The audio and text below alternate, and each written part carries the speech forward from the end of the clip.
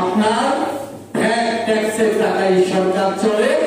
সরকার উন্নয়নের নামে লক্ষ লক্ষ কোটি টাকা বিদেশে পাচার করেছে।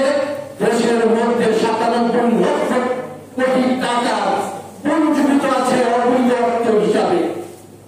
এই টাকার মালিক আপনারা। এই টাকা আমাদেরকে ফেরত দিতে হবে। এই কারণে আপনারা জানেন আমাদের এই সংগঠনের যিনি প্রধান তিনি একজন অর্থনীতিবিদ এবং বাংলাদেশ সুপ্রিম কোর্টের একজন আইনজীবী। তিনি একটি আইনের রূপরেখা তৈরি করেছিলেন। সে আইনের রূপরেখাটি পরিমার্জিত করেছেন। এখানকার একজন অ্যাডভোকেট আছেন, আমার নাম বলছি না, তিনি করেছেন। আরেকজন অ্যাডভোকেট সুপ্রিম কোর্টের মাননীয় অ্যাডভোকেট, তিনি এই পরিমার্জনের কাজগুলো করেছেন। আমরা মনে করি অহিংস গণঅভ্যুত্থান বাংলাদেশ গত 18 আগস্ট আমরা লক্ষাধিক গ্রামীণ তৃণমূল পর্যায়ে নারী পুরুষরা সম্মিলিত হয়ে আমরা আমাদের আইন তত্ত্বাবধায়ক সরকারের যিনি প্রধান তার কাছে জমা দিয়েছি। বলেছি এই রাষ্ট্রের অর্থনৈতিক যে সাম্য, এই যে লুণ্ঠন বৃদ্ধি অর্থ, এটি হচ্ছে জনগণের রাষ্ট্রের মালিকে। এই আইন রাষ্ট্র সংস্কারের পদক্ষেপ হিসেবে প্রথম নিতে হবে।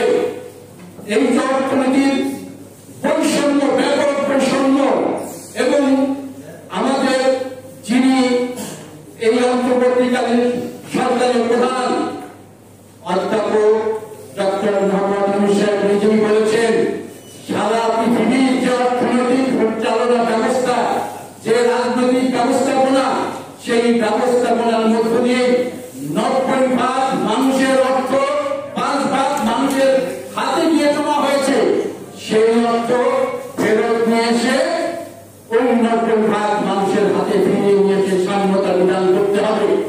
এছাড়া কোন রাজনীতি, সংস্কৃতি, যেটাই বলেন না কেন, যে ধরনের সংস্কারই হোক না কেন, এটি আমরা সংবিধান 1971 সালের মুক্তিযুদ্ধের মধ্যে দিয়ে একটি সংবিধান রচিত হয়েছিল। সেই সংবিধানেও কিন্তু মানুষের নিরাপত্তা দিতে পারে নাই। সেই সংবিধান 17 বার পরিবর্তনের মধ্য দিয়ে একটা লুটেরা শক্তি তৈরি হয়েছিল রাজনীতিতে। সেই রাজনীতি কোন মানুষের রক্ত চুষে চুষে গিয়েছে। আমরা এই যে ছাত্র জনতান্ত্রিক অভ্যুত্থান, এই অভ্যুত্থানকে স্বাগত জানিয়ে রাষ্ট্রকে সংস্কার করার প্রথম পদক্ষেপ হিসেবে দাবি করেছি। এই পুঁজির লুণ্ঠনকৃত পুঁজি উদ্ধার করতে হবে। যাদের পুঁজি তাদেরকে ফেরত দিতে হবে। তবেই তারা তাদের নাগরিক বোধ থেকে আমাদের রাষ্ট্র সংস্কারের সকল কিছু মেনে নেবে। আমরা কোটিকার রাজনৈতিক দল, কোটিকার বুদ্ধিজীবী রাজনৈতিক সংস্কারের কথা বললে ব্যাপক মানুষ কিন্তু সংস্কার বোঝে না। তারা বোঝে কিভাবে আমার অর্থনীতি উন্নতি হবে, কিভাবে এই দেশের অর্থনীতির মুক্তি থেকে আমরা পাবো, কিভাবে এই শোষণ বঞ্চনা থেকে মুক্তি পাবো। এই রাষ্ট্র কাঠামো রেখে কখনোই সেটি সম্ভব হবে না। 53 বছরের অভিজ্ঞতা আমাদেরকে সেটি স্মরণ করিয়ে দেয়।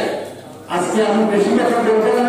আজকে সেপ্টেম্বরে যারা আত্মত্যাগী হয়ে 1971 সালের মহামৃত্যুযুদ্ধে শহীদ হয়েছেন, আবার 2024 সালে যে ছাত্র জনতা বুক পেতে দিয়ে, বুকে গুলি খেয়ে, তারা খুঁটি দিয়ে আজকে যে মুক্তির কথা বা মুক্তির কথার গান তারা গাচ্ছেন, সেটিকে আমাদের রক্ষা করতে হবে।